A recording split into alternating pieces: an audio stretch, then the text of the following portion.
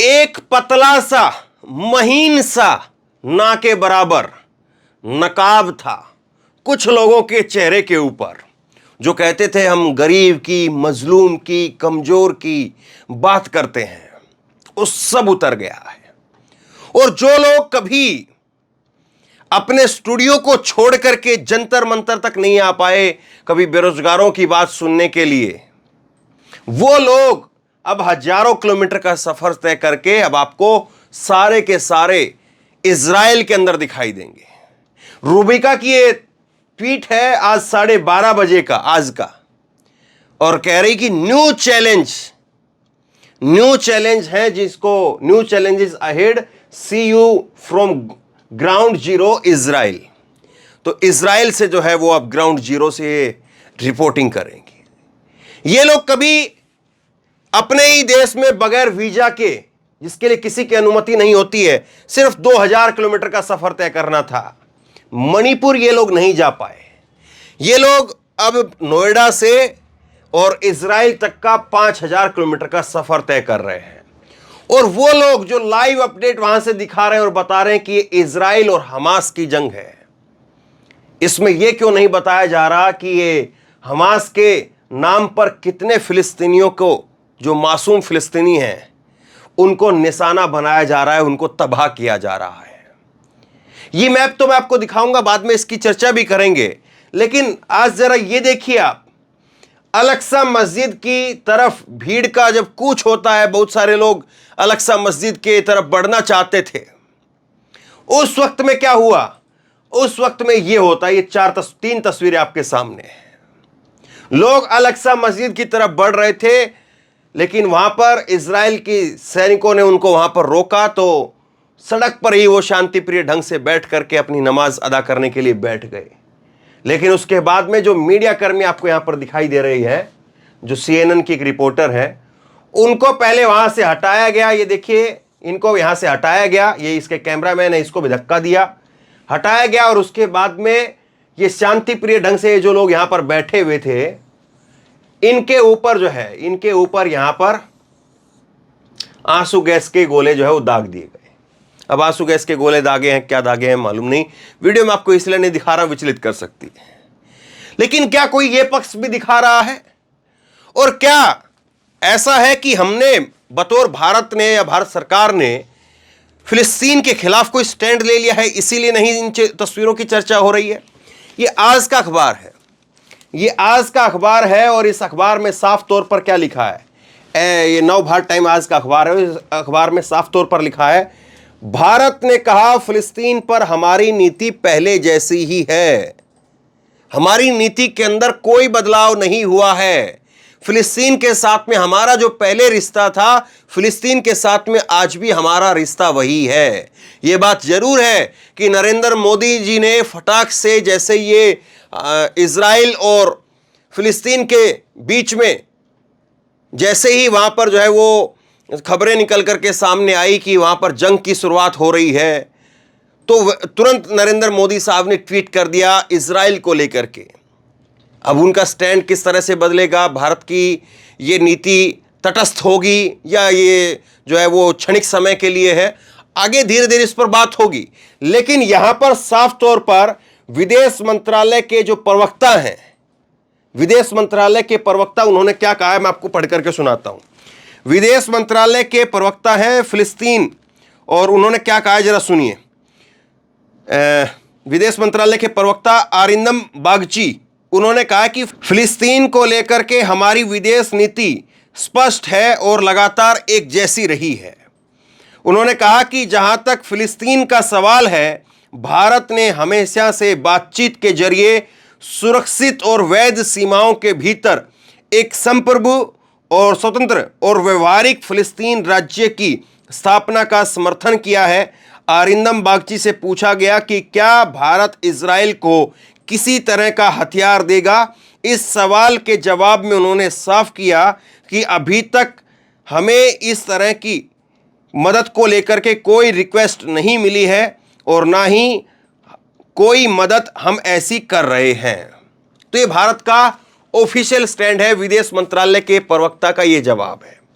विदेश मंत्रालय के प्रवक्ता कह रहे हैं कि फिलिस्तीन को लेकर के जो हमारा स्टैंड कल था वही हमारा स्टैंड आज भी है। फिलिस्तीन को लेकर के हम किसी प्रकार से ऐसा नहीं कि कोई इजराइल की हथियारों से मदद कर रहे हैं, इजराइल के पास में कोई हथियार भेज रहे हैं, ना तो हमारे पास में ऐसी कोई रिक्वेस्ट आई और ना हम ऐसी कोई मदद कर रहे हैं। यह भारत का आधिकारिक पक्ष है, भारत के विदेश मंत्रालय ने यह बात कही है। तो आप बताइए फिर ये चीजें जो यहां से जो उड़ उड़ करके जो जा रहे हैं लगातार, इन पर बाद में बात करेंगे, जो उड़ उड़ करके यहां से जा रहे हैं जितने भी नामचीन, वो फिलिस्तीन का पक्ष क्यों नहीं दिखा रहे हैं? और हमास के नाम पर आप ये कहें कि हमास ने जो है वो हमला किया, हमास के हमले को जो है वो आतंकी हमला माना गया, तो फिर उसके बाद में हमास के नाम पर जो फिलिस्तीनियों को टारगेट किया जा रहा है उसका क्या होगा? और ये क्या होगा, इसको क्या कहेंगे आप? अगर हमास ने हमला किया और हमास के हमले को आतंकी माना गया तो इसको क्या माना जाएगा जब फिलिस्तीन जिसका कोई अस्तित्व जिसका जो है यहां पर पूरा का पूरा फिलिस्तीन का मैप जो है दिखाई देता है 1946 के अंदर, इजराइल का कोई अस्तित्व तक नहीं था और वही इजराइल धीरे धीरे धीरे धीरे करके पूरे फिलिस्तीन को जो है पूरे फिलिस्तीन के ऊपर कब्जा करता चला गया। 1940 का, जरा बड़ा करके मैं आपको ये मैप दिखाता हूं। 1940 का आपने पहले भी ये मैप देखा होगा, लेकिन देखिए जरा 1940 का जब मैप है उसमें आप देखिए कि क्या स्थिति दिखाई दे रही है। 1940 का ये मैप है जिसमें ये ग्रीन कलर का पूरा आपको फिलिस्तीन दिखाई देता है और ये बाकी जो सफेद सफेद कलर के छोटे छोटे जो चिन्ह हैं वो ज्यूइश की जो है वो लैंड है। और उसी तरह से फिर धीरे धीरे जो है ये 1947 के बाद का है जब ये नक्शा जो है सिकुड़ता चला गया।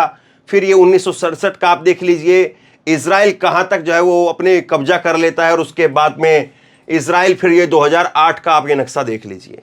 तो लगातार इतिहास की तारीखें हमें ये बताती हैं कि जब जब इजराइल को मौका मिला है तब तब इजराइल जो है वो हमला करके आगे बढ़ता रहा और उसके बाद में इजराइल ने लगातार जो स्थान है वो घेरता रहा और अब गाजा पट्टी की तरफ जो है उसका मेन निशाना है। और गाजा पट्टी पर अब बताया जा रहा है, ये तस्वीर देखिए आप, गाजा पट्टी की तरफ जो है वो बड़े बड़े अब इस तरह के टैंक, ये अभी आज की खबर जो है वो सामने आई है, 1 बजे की खबर है। हमास के साथ युद्ध के बीच इजराइल के रक्षा बल गाजा सीमा पर टैंकों के साथ तैनात हैं। तो अब इस तरह के टैंक जो हैं वो गाजा पट्टी की तरफ अब लगाए जा रहे हैं। तो मतलब अब निशाना जो गाजा पट्टी का ये बचा हुआ थोड़ा सा हिस्सा है इसके ऊपर है, ये गाजा पट्टी का जो निशाना है। अब एक चीज गौर समझिए, तारीखें क्या बताती हैं? ये तारीख बताती है कि 2018 में 2008 के अंदर 23 दिन चले संघर्ष में 1450 लोगों की जान चली गई। किसको आतंकी कहेंगे? 2012 के अंदर 8 दिन चले संघर्ष में 173 लोगों की जान चली गई। 2014 में 50 दिनों तक चले संघर्ष में 2200 से ज्यादा लोगों की जान चली गई। 2021 में 11 दिनों तक चले संघर्ष के अंदर 250 लोगों की जान चली गई और 2022 के अंदर 3 दिनों तक चले संघर्ष के अंदर 44 लोगों की जान चली गई और अभी का आंकड़ा हजारों लोगों को पार कर चुका है। अब दूसरी बात देखिए, इस तरह के लोग अब निकल निकल करके सामने आ रहे हैं। इस तरह से जो है वो सड़कों के ऊपर होर्डिंग लगाई जा रही है कि संकट की इस घड़ी में संपूर्ण भारत इजराइल के साथ खड़ा है। क्या हम फिलिस्तीन के साथ नहीं है? ये फिलिस्तीन को लेकर के ये अखबार, ये जो है वो भारत के विदेश मंत्रालय का रुख क्या है?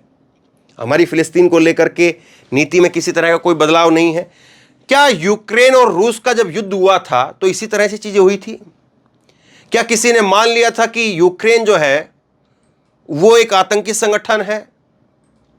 अब क्यों कहा जा रहा है, तब क्यों नहीं कहा जा रहा था? सोचिए जरा इस बात को। और ये इस तरह के लोग जो है तब सामने क्यों नहीं आए थे? ये यति नरसिंहानंद, अभी जो 2-3 दिन पहले इनकी एक वीडियो वायरल हो रही थी, कह रहे थे योगी आदित्यनाथ को तू तड़ाक, तेरा बाप, फला फला फला, मैं तो बातें कह भी नहीं सकता हूं।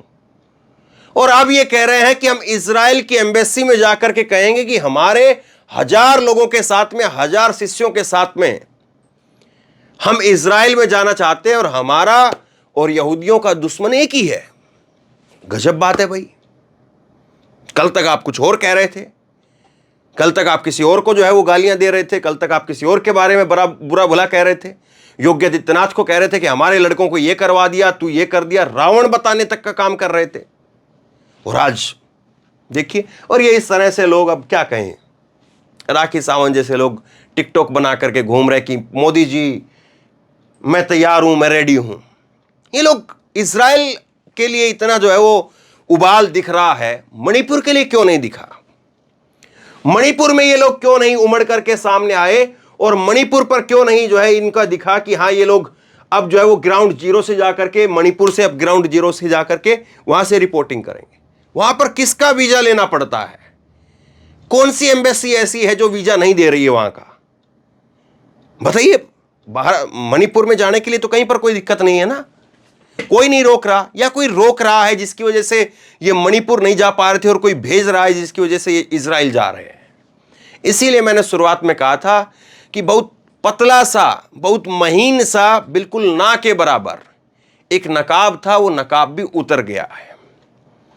और वो उतरा हुआ नकाब अब केवल साफ साफ जो है ये दिखाने का काम कर रहा है कि उस नकाब के पीछे जो था वो देख लीजिए क्या था। वो यही था कि ये लोग कैसे चुप्पी साध जाएंगे, कैसे जो है वो इस पर बात नहीं करेंगे, कैसे मणिपुर पर बात नहीं करेंगे, लेकिन इजराइल पर बात करेंगे। तो कुल मिलाकर के ये स्थिति है, और ये जो स्थिति है ये बताने का काम कर रही है कि आज मौजूदा समय के अंदर कितना जो है वो ग्राउंड रिपोर्टिंग कहाँ से किस चीज़ को लेकर के होती है, कितना किस चीज़ को ऊपर उठाया जाता है, कितना कौन किस चीज़ पर बात करता है। लगातार जो खबरें आती हैं वो खबरें बताती हैं कि इजराइल का सीरिया के हवाई अड्डों पर हमला, रॉकेट दागे। तो ये इजराइल के इन हमलों को आप क्या कहेंगे? खैर, ये तमाम सारे सवाल मैं आप पर छोड़ता हूं। आप बताइए, आप इनको किस तरह से देखते हैं? शेयर कीजिए इस खबर को, लोगों तक पहुंचाइए, ताकि लोगों को पता चले कि जो लोग मणिपुर तक नहीं जा पाए थे, आज वो लोग कैसे जो है वो इजराइल तक उड़ करके चले जा रहे हैं, वहां तक जाने के लिए रजिस्ट्रेशन करवाने के लिए मर रहे हैं, होर्डिंग लगवाए जा रहे हैं। किसी ने होर्डिंग नहीं लगाया पूरे देश के अंदर कि हम मणिपुर के लोगों के साथ हैं। मणिपुर के लोगों का दर्द क्यों नहीं दिखा?